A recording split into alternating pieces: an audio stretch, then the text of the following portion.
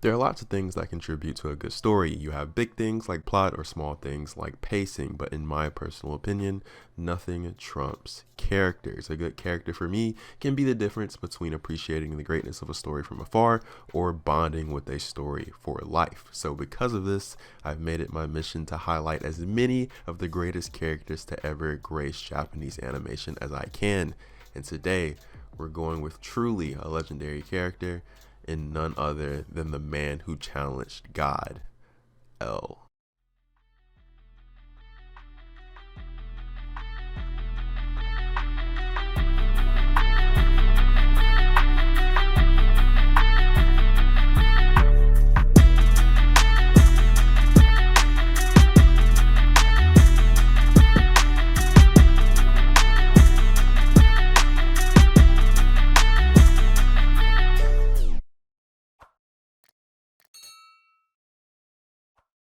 One day I want to make a video on Light. In fact, this video was almost the greatest in anime on him. Hint, hint, subscribe so you won't miss a chance to see that. But the more and more I thought about it, and the more and more I started writing the script, it inspired me to talk about L first, since a large chunk of Light's greatness comes in the form of how well he plays off L as his counterpart.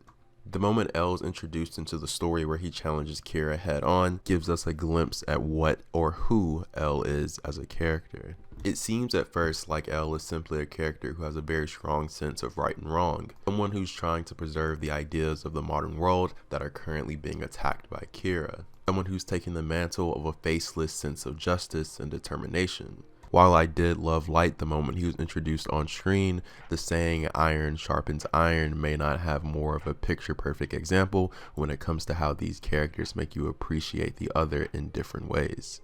I remember seeing Death Note for the first time, bloating L up in my mind and waiting for him to be this super calm and cool guy who had unshakable resolve and would be equal to Light in terms of charisma and confidence, not only intelligence. There's going to be this faceless monster on the hunt for Light, and each and every time you saw this letter or heard the name L, it'd make my heart skip a beat. All I'd be able to think about is how Light got bested by L this time. And then I am L. This is him? He's nothing like I thought he'd be. get introduced to L, and he's awkward and weird and uncharismatic and lacks basic social skills in many situations and can be cruel and is pretty much the manifestation of a stereotypical Twitter bottom dweller.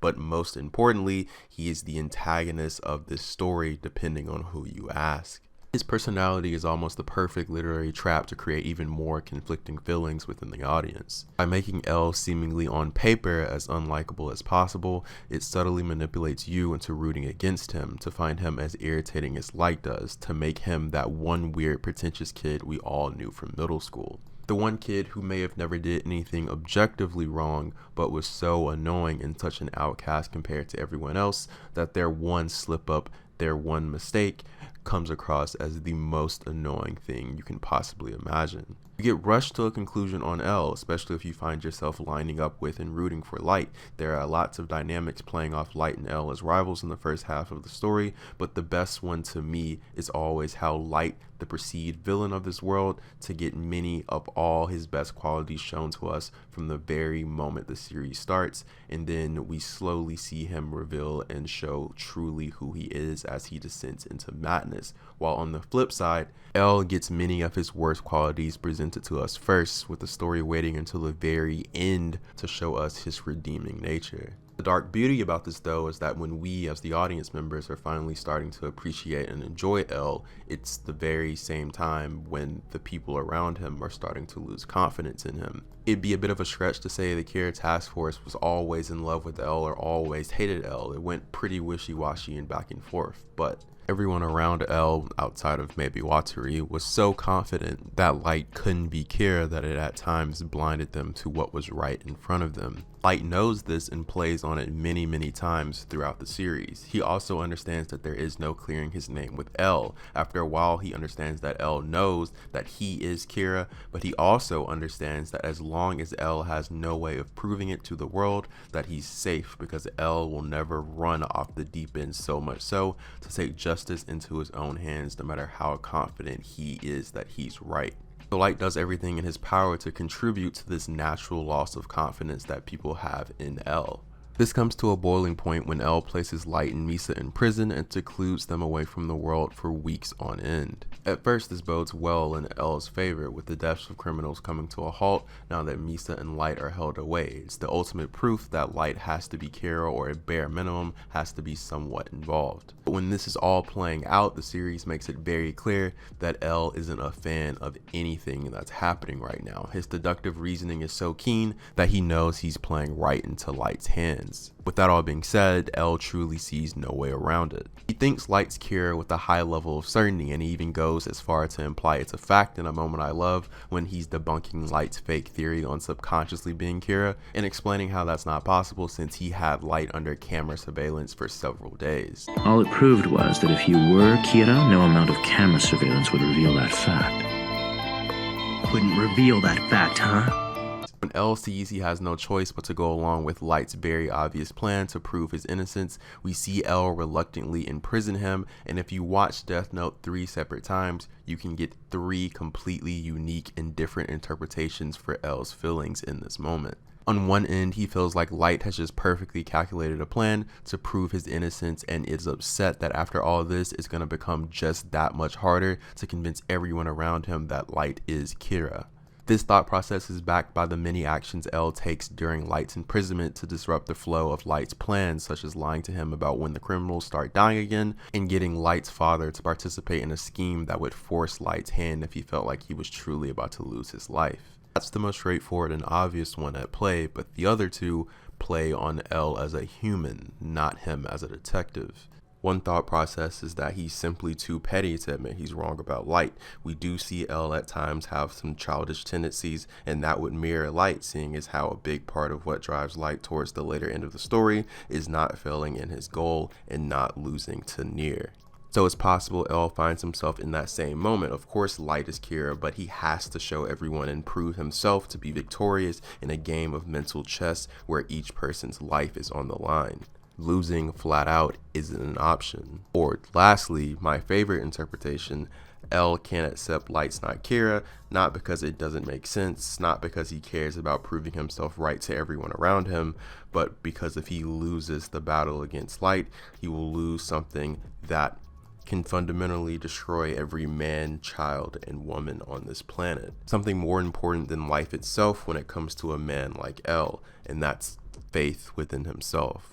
There aren't very many people in life who can find happiness and fulfillment in the life that they have or they seek if they lack confidence and faith within themselves. But in a position like L, to be in a race against someone to save your own life and hundreds of other lives, having that faith and confidence in yourself trumps all. So when Light proves he's not Kira, poking a giant hole into how this investigation has been going in L's mind, L is left with 2 options. Let it go and accept that while he may think Light is Kira, no one else does, so any more pushing is pointless, or double down. And of course, L chooses the latter, which says a lot about who he is as a person. Even the most confident people on the planet can be shaken in the face of numbers when you're standing alone on that hill. Pressure gets to the best of us, and the ability to stand on your own beliefs in the face of adversity manages to create a special feeling when seeing it play out in real time. So easy to get caught up in the cat and mouse game and the anxiety of not wanting Light to get caught that it's easy to miss what's playing out right in front of you with L. The irony is that he finds himself suffering from the exact thing that Light is fighting against. L is losing because he's playing the game on a rigged field. L isn't falling behind because Light is smarter or that Light is more prepared. The fact of the matter is L has the chore of piecing together a winning strategy to a game when he doesn't even know the rules of the game he's playing. It lines up perfectly with being symbolic of us as everyday people and what we face off against when it comes to those in control of the lives we live.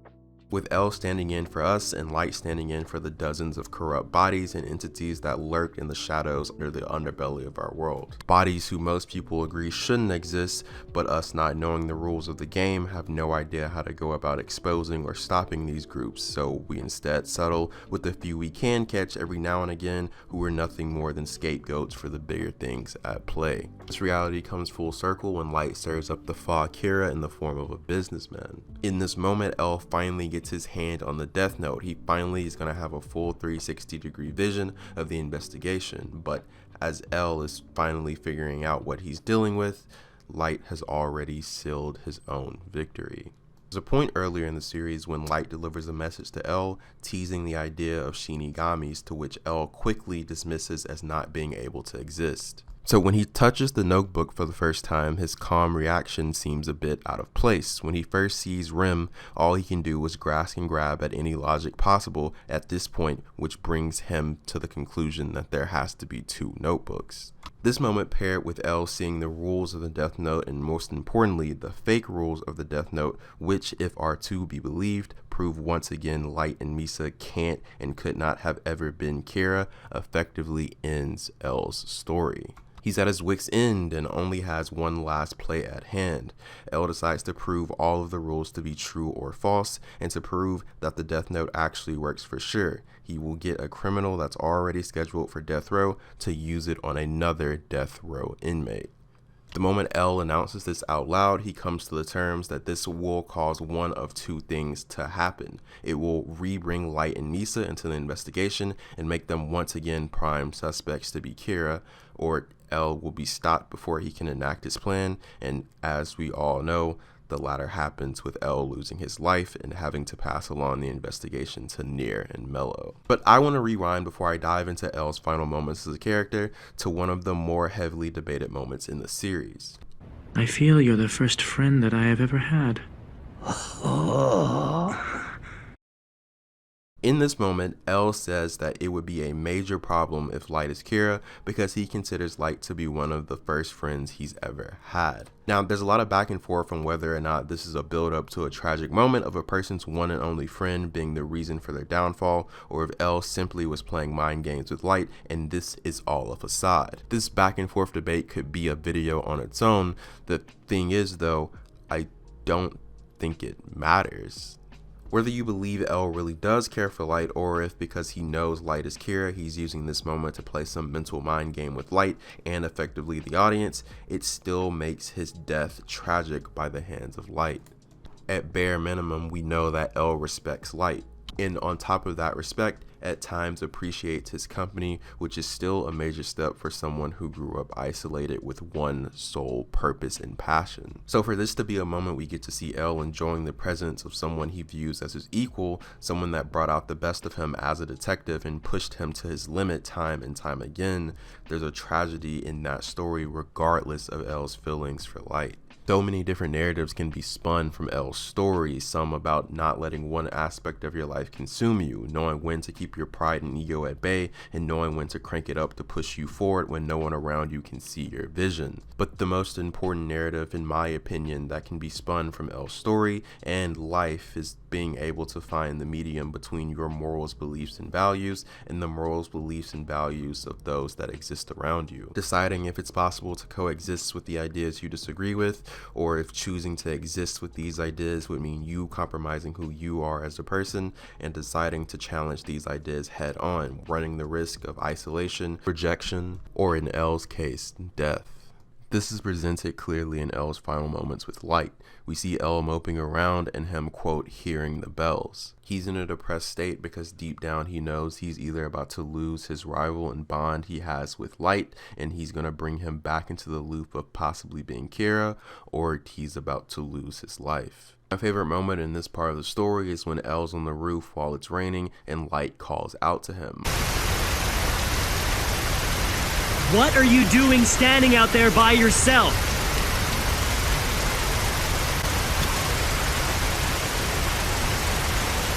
I always enjoy interpreting this moment as L being petty one last time and trying to make Light feel the way he's felt the entire series up until this point. Light calls out to L, but L seemingly can't hear him, but he has to be able to hear him. Rain is loud, but it's not that loud, and they're far away, but they aren't that far away. L makes Light repeat himself over and over, at one point even giving Light a smug smile in what may be one of only 2 or 3 cases of L smiling in the entire series. L plays this game of pretending Light needs to get closer so that he can hear until Light finally gives in and walks out into the rain and gets drenched. In this moment, L can hear Light, and Light knows L can hear him, but he has no way of proving L can hear him, so he has to go out into the rain, something that he doesn't want to do because it's the only way to guarantee guarantee that L can hear him. He has to put himself in an uncomfortable spot because he has no other means of gaining the outcome he desires. This 30-second moment mirrors Light and L's mental battle to a T. It's then followed by L indirectly calling Light a liar, and then another moment of L telling Light he knows he's about to die in a shot that's supposed to be symbolic of a man bowing to God, as we pan up and we see the building structure similar to that of a cross, and light shining on L and Light as L is facing a staircase leading up, with Light being the only thing in his path. And then Light takes L's life, effectively ending his involvement in the story of Death Note. L is never able to see if his struggles amount to anything, never able to see how the world is reshaped and molded after his life ends, never knowing if his ideas on preserving the society he existed in stood strong. It's a risk that every person, good or evil, that tried to change the world takes, not seeing the result of your work. It's something that speaks to that small voice inside all of us that makes you question if the effort you put in now even matters, that small voice that differs between you being a hard worker or a nihilist. It's an enlightening end on finding self-worth in the things you do, but more importantly, who you are. L manages to be one of the rare characters in fiction that manages to represent and say so much about life while having very limited actions in his actual story, and us knowing little to nothing about his entire life as a whole. He leaves us with more questions about life than answers, and several interpretations for what can be gained from watching the events that transpire in Death Note. With all of this in mind, he's undoubtedly one of the greatest characters in anime.